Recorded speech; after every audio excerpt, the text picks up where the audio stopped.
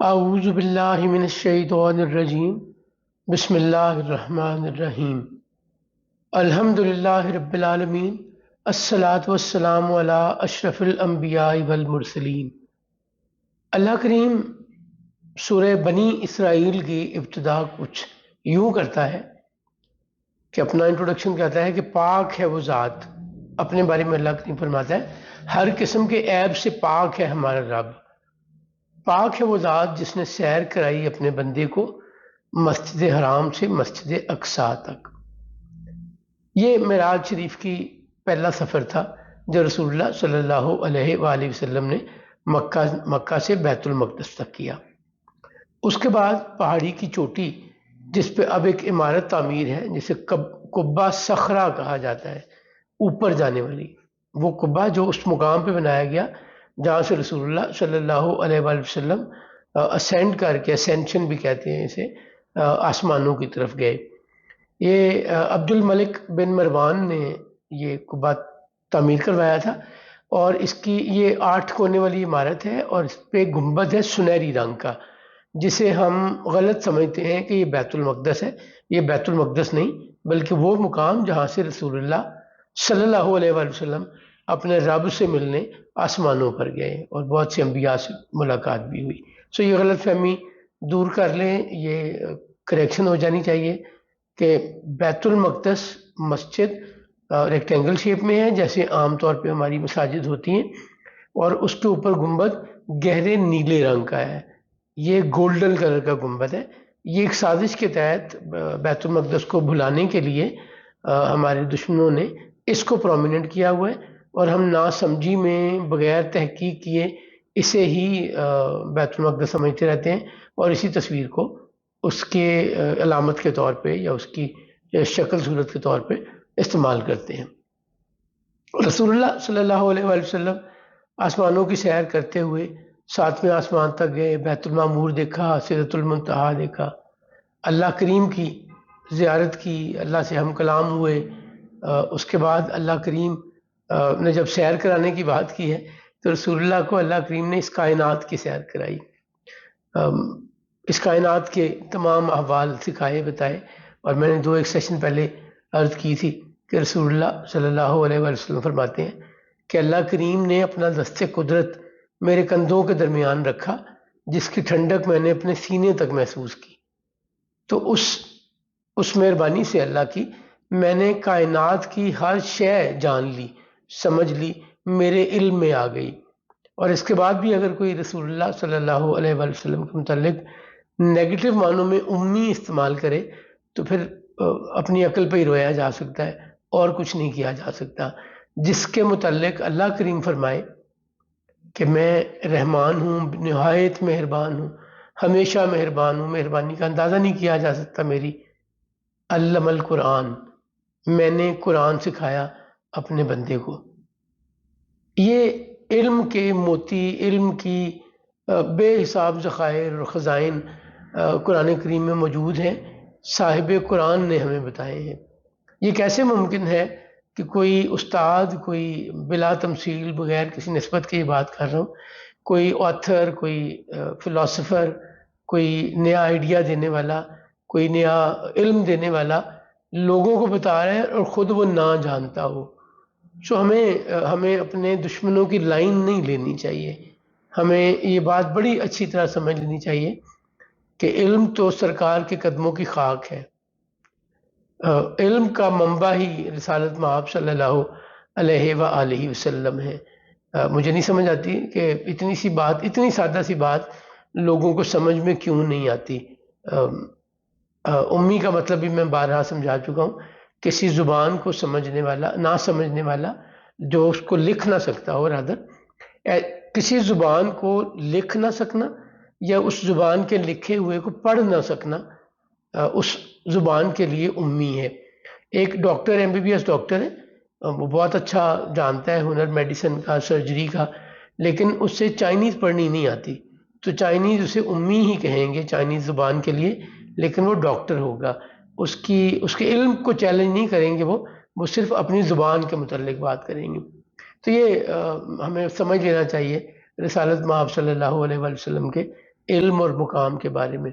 اقبال عظیم صاحب نے بڑی خوبصورت بات کی ہے، ہم نے اپنے بڑوں سے سنا ہے صرف اللہ ہی ان سے بڑا ہے، اور وہ فارسی میں کہتے ہیں نا، بعد از خدا بزرگ توئی، قصہ مختصر، اللہ کے بعد سب سے عزت دار، سب سے زیادہ محترم، سب سے کمال کی شخصیت رسالت مآب صلی اللہ علیہ وآلہ وسلم ہے۔ بات صرف اتنی ہے، علم و بس کریوں یاد، اکو الف تیرے درکار۔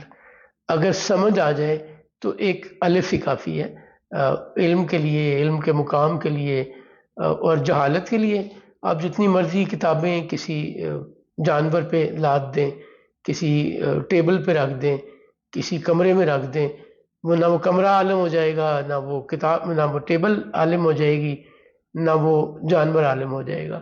عالم تو وہی ہوگا جو اس علم سے سیکھے گا، جس کو اللہ مہربانی کرے گا، جس کا وجدان، عقل، سمجھ، ذہن، ایکسپوئر، نالج، یہ ساری چیزیں بڑھیں گی۔ رسالت مآب صلی اللہ علیہ وآلہ وسلم نے اسی سیر میں دیکھا کہ ایک قوم ہے جن کی گردن کاٹی جا رہی ہے، اور جیسے ہی ان کی گردن کاٹتے ہیں، ظاہر ہے وہ گردن کٹنے کی ساری تکلیف، موت سے بڑی تکلیف شاید کوئی نہیں ہے، تو وہ قتل کر دیے جاتے ہیں گردن اڑا کر، اور تھوڑی دیر میں ان کی گردن واپس ان کے سر پہ آ جاتی ہے اور وہ زندہ ہو جاتے ہیں، اور یہ عمل بار بار دہرایا جا رہا ہے۔ نہایت تکلیف دہ عمل، نہایت پریشانی والا عمل۔ رسالت مآب صلی اللہ علیہ وآلہ وسلم نے جبریل سے پوچھا، جبریل یہ کیا ماجرا ہے؟ جبریل نے عرض کی، اللہ کے رسول، یہ وہ لوگ ہیں جو فرض نماز ادا نہیں کرتے تھے، تو اللہ نے ان کو جو مستقل عبادت کا حکم دیا تھا، بار بار اپنے حضور حاضر ہونے کا حکم دیا تھا، اور وہ اس پر عمل نہیں کرتے تھے، تو یہ ان کی سزا ہے۔ میری اللہ کریم سے درخواست ہے، اللہ کریم سے دعا ہے، اللہ کریم ہم سب کو نماز ادا کرنے کی توفیق عطا فرمائے اور اس کی پابندی کرنے کی توفیق عطا فرمائے۔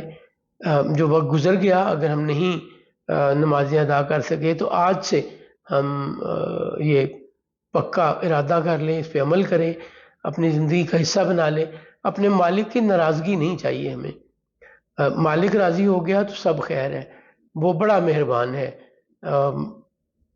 جب کوئی بات سمجھ آ جائے، جب کوئی بات علم میں آ جائے تو اس کے بعد ذمہ داری بڑھ جاتی ہے۔ پھر رسول اللہ صلی اللہ علیہ وآلہ وسلم نے دیکھا کہ ایک قوم ہے جن کے کپڑے پھٹے پرانے ہیں، بڑے بسیدہ حال میں ہیں، گندے مندے کپڑے ہیں، اور وہ کھانا یوں کھا رہے ہیں جیسے جانور کھاتے ہیں، جیسے جانور گھاس چرتے ہیں یا کوئی پتے کھاتے ہیں، اپنے ہاتھوں سے توڑ کے نوالا نہیں کھا رہے ہیں جیسے ہم عام زندگی میں کھانا کھاتے ہیں۔ کھانا ہمارے سامنے پڑا ہوتا ہے، کسی پلیٹ میں، کسی برتن میں، کسی ٹیبل پہ، کوئی چمچ استعمال کرتے ہیں یا کوئی ہاتھ سے کھاتے ہیں، تو بڑے عزت احترام سے کھانا کھاتے ہیں۔ جبکہ جانوروں کو ہم چارہ ڈالتے ہیں زمین پہ، یا کوئی بھی ایلیویٹڈ کنٹینر ہوتا ہے جس میں ان کو ڈال دیتے ہیں اور وہ منہ سے ڈائریکٹ کھاتے ہیں، ناک منہ میں بھی گھسے ہوتے ہیں ان کے، وہ سارا کھانا اور وہ چارہ، تو ایسے وہ کھانا لوگ کھا رہے تھے۔ تو رسول اللہ صلی اللہ علیہ وآلہ وسلم نے بڑی حیرت سے پوچھا، جبریل یہ لوگ ایسے کھانا کیوں کھا رہے ہیں؟ تو جبریل نے عرض کی، اللہ کے رسول، یہ وہ لوگ ہیں جو مال تو اکٹھا کرتے تھے، ان کو مال اکٹھا کرنے کی فکر تھی، لیکن اللہ کے حکم کے مطابق زکوٰۃ نہیں دیتے تھے۔ یہاں پہ ہمیں ایک بات سمجھ لینی چاہیے، زکوٰۃ بھی اصل میں ایک صدقہ ہے جس کی ویلیو یا جس کا پرپورشن، پرسنٹیج اللہ نے ڈیفائن کر دی ہے۔ یہ آپ کی میری سیونگ کا جو ایک سال تک ہمارے پاس رہے 40واں حصہ، 2.5%۔ اب یہ دیکھیں کہ اگر ہمارے پاس 1,00,000 روپیہ ہماری سیونگ تھی یا ہمارا پروفٹ تھا، ایک سال کے بعد پروفٹ تھا، یا ایک سیونگ تھی جو سال بھر ہمارے پاس رہی، تو اس پہ 2,500 روپے ہم نے زکوٰۃ دینی ہے۔ یہ کوئی بڑی اماؤنٹ نہیں ہے، یہ اللہ کا حکم ہے۔ اور ایک اور اس میں امپورٹنٹ چیز ہے، ہم عام طور پہ سمجھتے ہیں کہ زکوٰۃ شاید صرف رمضان میں دینی ہے۔ رمضان میں لوگ عمومی طور پہ زکوٰۃ اس لیے دیتے ہیں کہ رمضان میں صدقات کا اجر، صلہ، انعام اللہ کریم بڑھا دیتا ہے، بہت بڑھا دیتا ہے، 70 گنا تک بڑھا دیتا ہے۔ تو لوگ اس لیے پریفر کرتے ہیں کہ وہ رمضان میں زکوٰۃ دیں۔ میں اس بات کا قائل ہوں کہ میں نے اگر مجھے ضرورت ہے، میں بیمار ہوں، مجھے دوائی کی ضرورت ہے اور میں افورڈ بھی نہیں کرتا، اور میں نے زکوٰۃ سے صدقہ سے ہی دوائی لینی ہے، اور آپ مجھے آج نہیں دے رہے، رمضان کا انتظار کر رہے ہیں، تو شاید میں رمضان تک زندہ بھی نہ رہوں۔ تو اسے ہمیں غور کرنا چاہیے کہ یہ ایئر اراؤنڈ بھی دینی چاہیے۔ ایک دوسری، زکوٰۃ کے لیے ضروری ہے کہ آپ کوئی ایک دن فکس کر لیں سال کا۔ وہ آپ کا برتھ ڈے ہو سکتا ہے، وہ کسی سال کی کوئی تاریخ ہو سکتی ہے، وہ کسی مہینے کی کوئی تاریخ ہو سکتی ہے، وہ رمضان ہو سکتا ہے، وہ کوئی اور وقت ہو سکتا ہے۔ اس دن آپ نے کیلکولیٹ کرنی ہے اپنی ساری ایسٹس، اپنا پروفٹ لاس ایکسپینسز، اور دیکھنا ہے کہ آپ کے پاس کیا سیونگ آتی ہے، اور اس پر آپ کے لیے زکوٰۃ دینا لازمی ہو گیا 2.5%، جو بھی آپ کے پاس ویلیو نکلتی ہے۔ اگلے سال بھی اسی تاریخ یا اسی دن کو آپ یہ کیلکولیشن کریں گے، اور جس طرح ایک فسکل ایئر ہوتا ہے کسی اسٹیٹ میں، کسی ملک میں، جس پہ آپ اس پرٹیکولر ڈے کو اپنے سارے ایکسپینسز اینڈ انکم کا حساب کتاب کرتے ہیں اور اگلا سال شروع کرتے ہیں، یہ بھی اسی طرح ہے۔ لیکن اس میں آسانی یا آزادی یہ ہے کہ آپ کو یہ ڈیٹ کون سی مقرر کرنی ہے، یہ آپ نے خود فیصلہ کرنا ہے، اور ایک دفعہ آپ نے مقرر کر لی تو پھر ہر سال اسی مہینے اسی تاریخ کو آپ نے یہ کیلکولیشن کرنی ہے۔ ایک اور غلط فہمی بھی عام دور کر لیں، لوگ سمجھتے ہیں کہ شاید کسی کو دیتے ہوئے زکوٰۃ کا بتانا ضروری ہے۔ ایسا قطعاً ضروری نہیں، اس کا ڈیزرونگ ہونا ضروری ہے کہ وہ صدقہ یا زکوٰۃ لینے کا اہل ہے، اس کے پاس اسباب نہیں ہے اور وہ ضرورت مند ہے۔ اس کو یہ بتا کر دینا کہ یہ میں تمہیں زکوٰۃ دے رہا ہوں قطعاً ضروری نہیں ہے۔ اللہ نے لوگوں کی عزت نفس کا بڑا خیال رکھا ہے۔ شیر خدا علی کرم اللہ وجہہ جناب علی ابن ابی طالب کہتے ہیں کہ جب کسی کی مدد کرو تو اس کے چہرے کی طرف مت دیکھو، کہیں اس کی بے بسی یا اس کی پریشانی تمہیں مغرور نہ کر دے۔ اللہ کریم ہمیں سیدھے راہ پر چلنے کی توفیق عطا فرمائے۔ اللہ کریم ہمیں اپنے دیے ہوئے احکام پر عمل کرنے کی توفیق عطا فرمائے۔ جو وقت گزر گیا وہ واپس نہیں آ سکتا۔ اگر ہم آج سے بھی اپنے معاملات، اپنی عبادات، اللہ کے حکام کو اسی طرح سمجھیں جیسا ہمارا مالک چاہتا ہے تو وہ ہم سے راضی ہو جائے گا۔ اللہ کریم اپنی مہربانی کرتے ہوئے ہم سب سے راضی ہو اور ہمیں یہ سعادت دیے رکھے کہ ہم رسول اللہ صلی اللہ علیہ وآلہ وسلم کی ذات پاک کے حوالے سے، آپ کی زندگی کے حوالے سے، آپ کے اعمال، افعال، اقوال، ظرف، سخاوت، وہ سب کچھ سیکھ سکیں جو سکھانے کے لیے رسول اللہ دنیا میں تشریف لائے تھے۔ رسول اللہ صرف کلمہ پڑھانے نہیں آئے تھے، رسول اللہ صرف اس لیے نہیں آئے تھے کہ میں صبح شام بیٹھا ان پر درود و سلام بھیجتا رہوں۔ بہت اچھی بات ہے، یہ سارے کام کرنے چاہیے، لیکن رسول اللہ ہمیں اللہ کے حکم پر چلنا سکھانے آئے تھے۔ رسول اللہ ہمیں اللہ کریم کا حکم بتانے آئے تھے۔ تو اگر ہم اللہ کے حکم کے مطابق چلتے ہوئے یہ سارا کام کریں، درود شریف پڑھیں، صلوات پڑھیں، سلام پڑھیں، نیکی کریں، نوافل ادا کریں، اس کے ساتھ ساتھ وہ ساری ذمہ داریاں نبھائیں جو اللہ نے ہم پر ڈالی ہیں، اس کے ساتھ ساتھ اللہ کے حکم پر اسی طرح عمل کریں جس طرح ہمارا مالک ہم سے چاہتا ہے، تو پھر ہم کامیاب ہیں۔ اللہ کریم ہم سب سے راضی ہو۔ جزاک اللہ۔